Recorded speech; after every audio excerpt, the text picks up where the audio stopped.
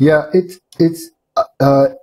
when good coaches play each other, you still get serfs, just not nearly as many.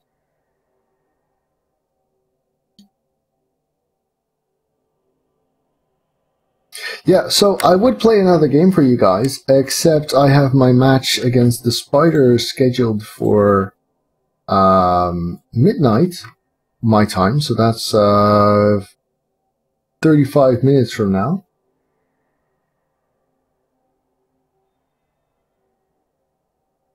Well, I'm not sure whether change prevention only helps you. It helps orcs and lizards and some others as well.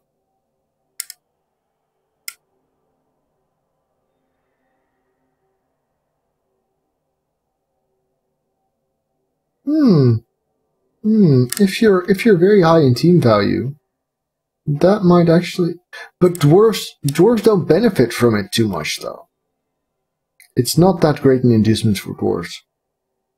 And if you run into a 1400 elf team, then the wizard will be dreadful to face. So I think it's more likely to generate and it's more random, right? You're more likely to generate a loss when you happen to face a wizard that goes bad.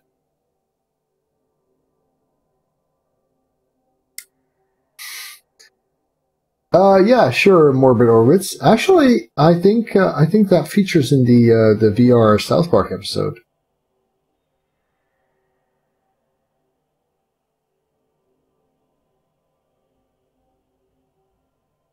Oh, that's a very fun question, Aguirre. So there's a couple of different questions here. I don't think Slann have a peak before like spiraling expenses land. I think 2 million plus is actually good for Slann. I like starting with 2 blitzers, 1 catcher, and no Croxigore. What I do is accept that my early games with the team will be bad. The team still has 9 permanent players and 1 missing, Mirskadu, and it won 4-1. I like Slann a lot, but the problem is that you need skills on the blitzers. And that's why I go with only 1 catcher. The catcher is a far better starting player than the blitzer is. The blitzer is really the kind of player that you want to develop, because he has access to general agility and strength. The only other player that has that is vampires, and they have got kind of bad stuff. The blitzer is a rubbish starting player. Very overpriced. 110k, no block, no dodge. Dreadful. But he has huge potential, right? So because his starting skills suck for a rookie, but they're actually good for later on, right?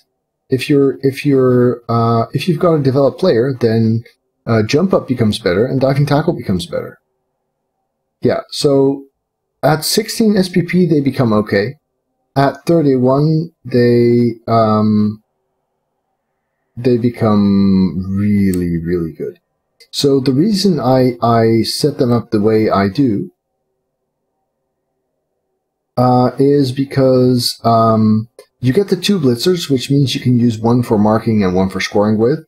And you have only 1 catcher, and the catcher's role is simple.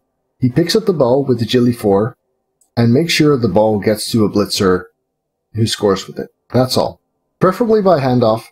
After 10 games, your catcher should probably have done, 20 handoffs and maybe 3 passes.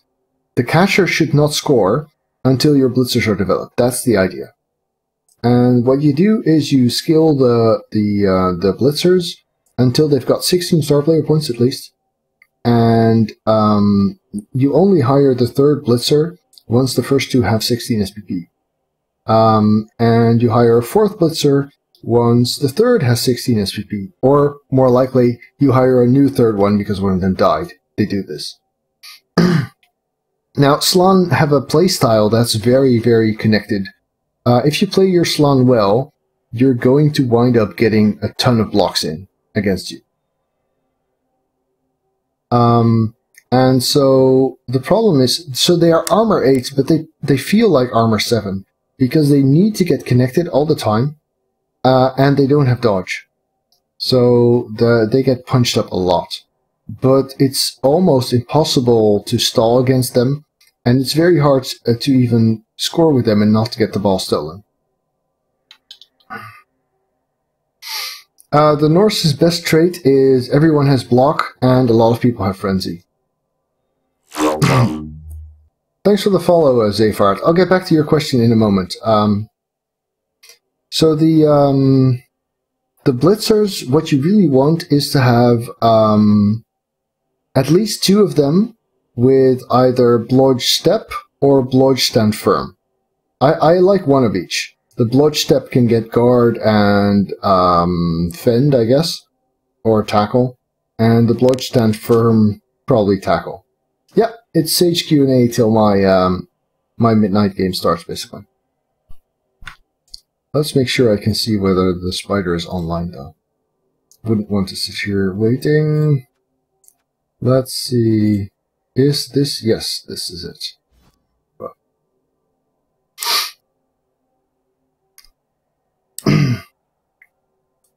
So, one blodge stand firm, one blodge sidestep, and one killer. Jump up obviously synergizes very well with piling on, so block, mighty blow, piling on, tackle, juggernaut, pro, something like that. And when you've got 4 well-skilled blitzers, when all 4 of your blitzers have 31 SPP or more, Slann becomes a very good team. But the problem is that the blodge stand firm and the blodge sidestep types tend not to live very long. They their role is to get connected, to get next to where the action is and be in the way, right? You've got diving tackle for starters, and you give them blodge sidestep or blodge stand firm. They will be getting into the action all the time, which means they die. But their skills also mean that they don't score a lot, and that they don't blitz a lot either. So they don't get SPPs at any reasonable rate, whereas they do get punched a lot. So they die, and sometimes a lot of them die, and then you're back to basics. So about the Croxigore, Aguirre, I think it works. You don't need it. And I've played with, I've played without. I prefer without, but I don't think it's bad. The Crocs is nice. Tail synergizes well with diving tackle. But it's a lot of team value, and Slann are already very bloaty.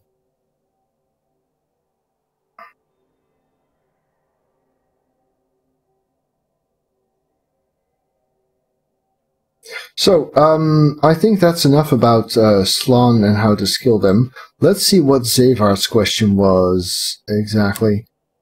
What's the best way to counter against a serious opponent when he scores first 1-0 first half?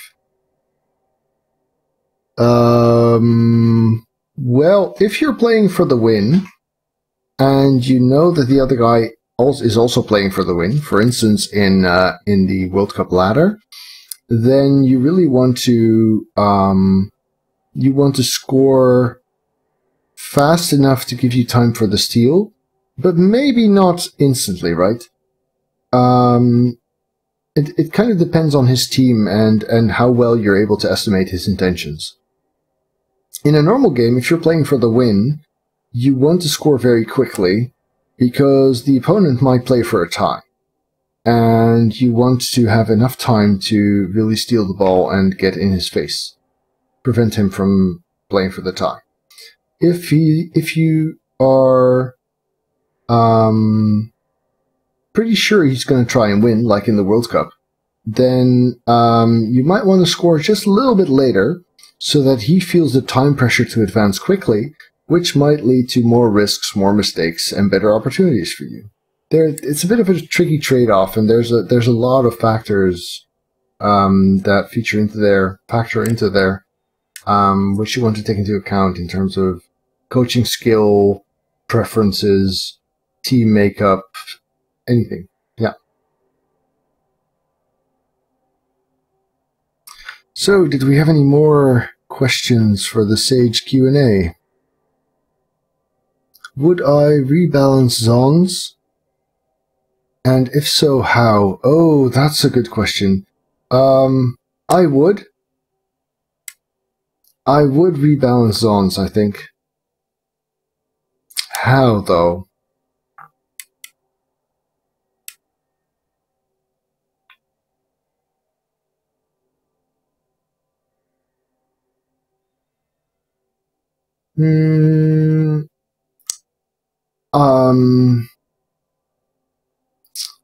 I should really think on that. Haven't really given it too much thought, but as they are now, I really don't like the roster. Don't like playing against them. Don't like playing as them.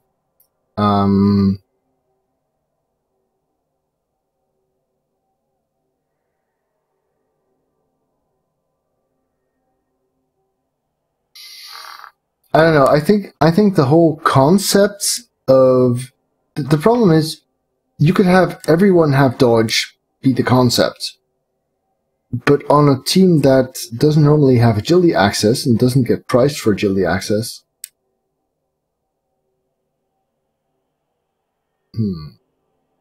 So the other question, Zavart, is if I normally I would pretty much always receive. The reason my Wood Elves have been kicking now is because I like the idea of getting big wins. And if you start off receiving, you will stall your full 8 turns and score on turn 8. That's the plan when you receive. When you start kicking, you can... so basically, I should take a step back and talk about how I view Blood Bowl from a larger scale. If you consider the typical game of Blood Bowl, you have the status quo. The status quo is that you're going to receive in one half, you're going to stall, you're going to score on turn 8, and that's your half. Then the other guy receives, he stalls, he scores on turn 8, and the game ends 1-1. That's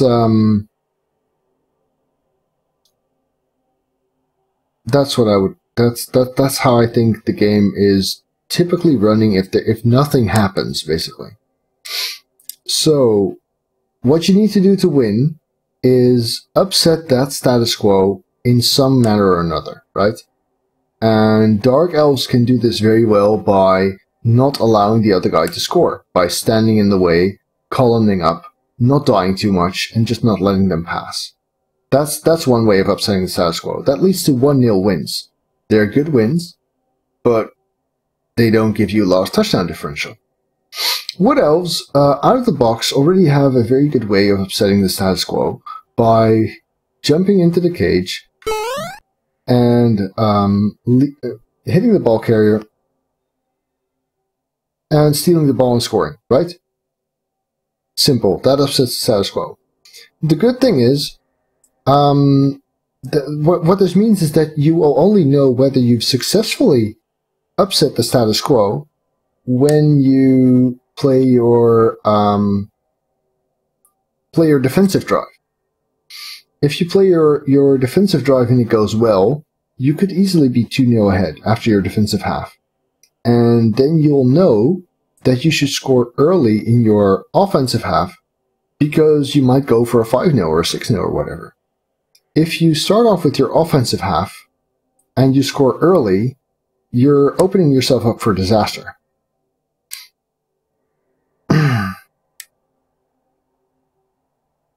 Yes, what Aguirre is saying here is definitely how I think about this.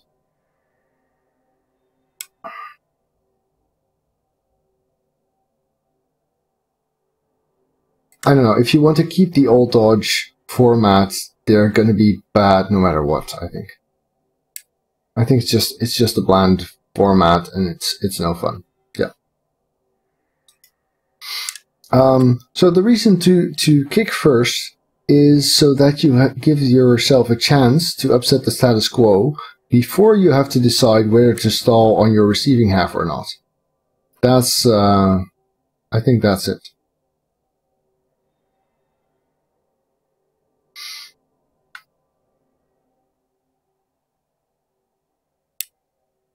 And of course, another way to upset the status quo is one turning, because the other guy stalls, scores on turn 8, you score on your turn 8, and then it's your receiving half, boom, 2-1 win. That's the Skaven way. Oh yeah, so Muldripster asked me to look at his dwarf team. Could you give me the team name, Muldripster?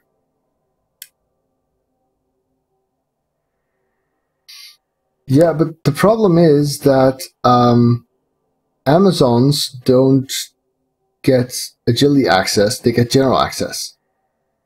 And so they can get block or wrestle and get Dwarfius. I assume they're in the World Cup qualifier, Muldripster.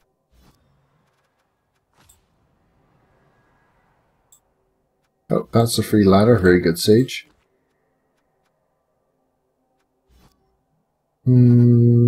This is where I look, yes.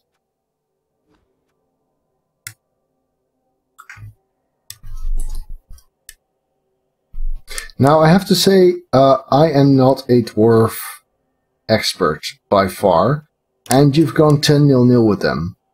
So, I doubt I've ever gone 10-0 with the dwarf team. Then again, I haven't played much on Cyanide with dwarves at all. I think 3 games or something. So, let's see. Let's have a look at this team. Guard, yes. No guard, bad. Mighty Blow piling on, good. Mighty Blow, good. Bludge, good. Movement, block, fine. I'd give one of these kick-off return. Guard, stand firm, good. I really like Fend on my dwarves. Because it lets you, when you get pushed away, it lets you reposition that guard somewhere else. But the downside is that with Fend, you don't get to block back if you get pushed, which you do with Stand Firm, so, yeah. So you've got the full setup, you've got 12 players, you've now got the surfing thing. So for the Troll Slayers, I would say guard or... Oh, you're not seeing the team. I'm sorry. I'm just talking here. My bad. So, let's briefly go over them again. Guard, good. No guard, bad. Mighty Blow piling on, good. Mighty Blow, good. Blodge Runner, good. Movement 7 Runner, also good. One of these will want kick-off return soon, I think. Guard, stand firm, like I said. I kind of... Every dwarf should get guard, in my opinion. Well, maybe not the runners. But the Troll Slayers want guard as well. Yeah. But before guard, I would probably give them stand firm. Because their surfing habits tend to get them into... get them into trouble for counter surfs. Jump up on doubles, by the way. I wouldn't get dodge except on one runner as a ball carrier. So I do think they're broken in terms of low team value min-maxing. So what you want to do is, if you want to fix them, you want to fix them specifically for low team value. So with you want to limit their ability to min-max, essentially. Because you blitz with them all the time, Decold, and you really need some killers on your dwarves.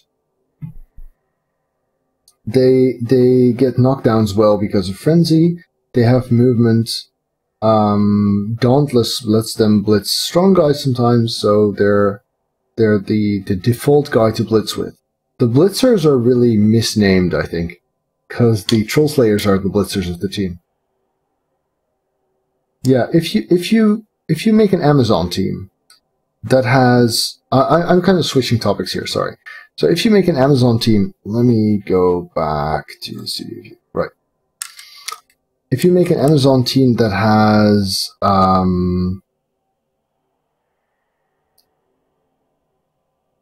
10 line women and one blitzer, and it gets... the one blitzer gets like Mighty Blow, Piling On, Tackle, maybe Jump Up. You get one line woman or a thrower with Leader, no rerolls. And then you skill all of the line women with either Block or Wrestle.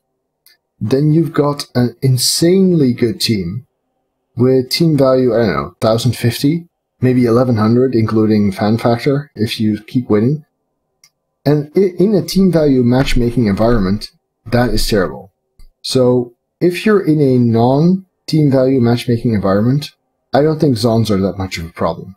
Because if you keep them that small and everyone else around you is getting bigger and getting tackle, it's fine. It's just that this specific style of playing allows you to play at a team value where out of the 24 races, 22 don't have tackle. And that's a problem. That's a big problem. So the fact that they can be molded to have a killer and a bunch of blodge against a rookie team on a regular basis is what breaks them. That's what you need to fix if you wanted to fix Zons. Not their performance overall. I mean, they can even become fun if they roll a couple of stats and get big and get a bunch of dirty player and face real teams. Thank you, Pudney. Thank you very much. There. So that put Pudney past Hunter, I guess. So welcome, Pudney, to the #1 supporter spot once again. Let me update that right away for you. There, 128. And let me put you on the top spot as well.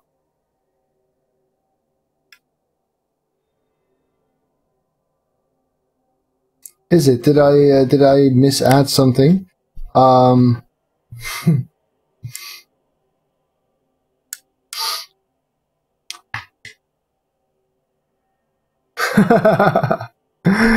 Okay, so that was my my trolling that was my trolling Twitch alerts. The what I do is if people donate exactly €1, I make them believe that they hit the one key for too long and that they donated 111 instead. Yes.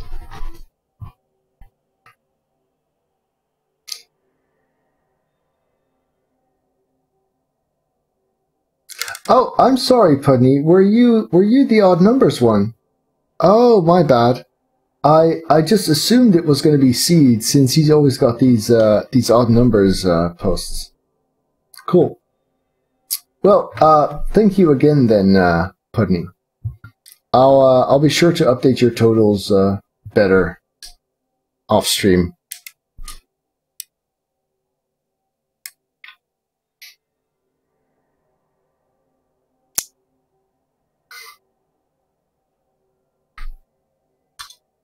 Okay, maybe I'm just getting confused.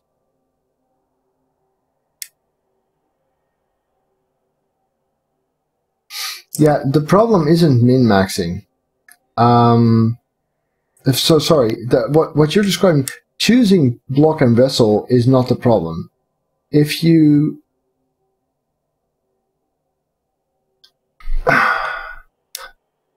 I should check that, Monkey G. I did look at PayPal at some point. Well, I think any roster that allows those kinds of teams to be made. Oh, yes. Thank you, Monkey G. I've approved it just now, and there we are. Let me add that. Thanks, here. mate. Hey. Excellent.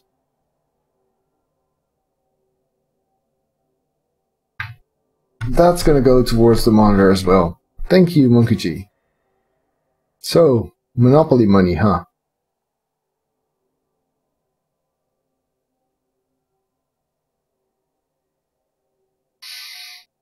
Where are you at?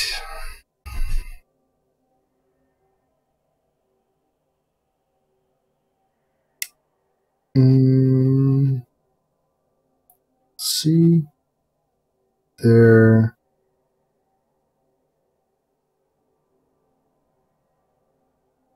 That ought to do it. Oh. Very good, Sage. Control S does not do this.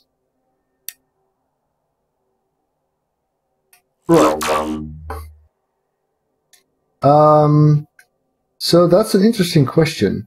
I'm sure I must have, because I have been in Canada for a month, I think. Maybe more, even. I have been in Canada for some time as a teenager. I think I was 13 or something. But I can't say that the bills have formed a lasting impression, I guess.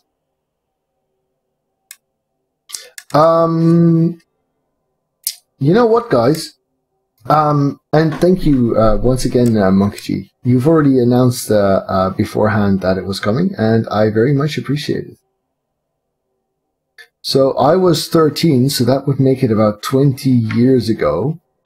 As you might know, my first name is Jasper, and Canada has a very big national park called Jasper, which was actually my mom Googled my name, I think, and wound up there and said, "Oh, let's go on vacation there." So yeah, we went there with what's it, a motorhome.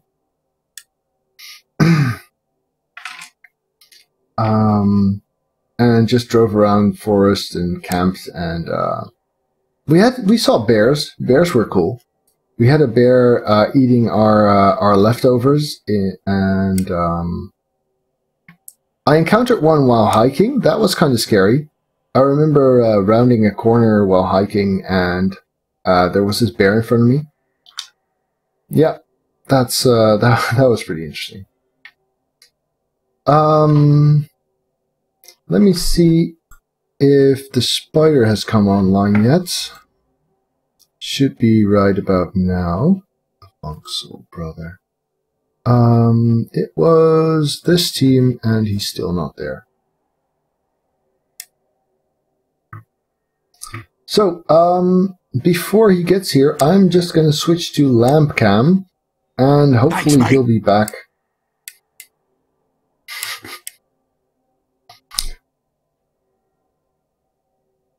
And thank you, mysterious donator. I'm going to go and see who this was this time.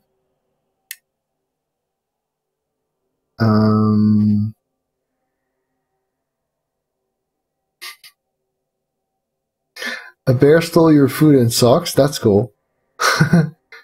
Okay, so that makes for a better story than mine.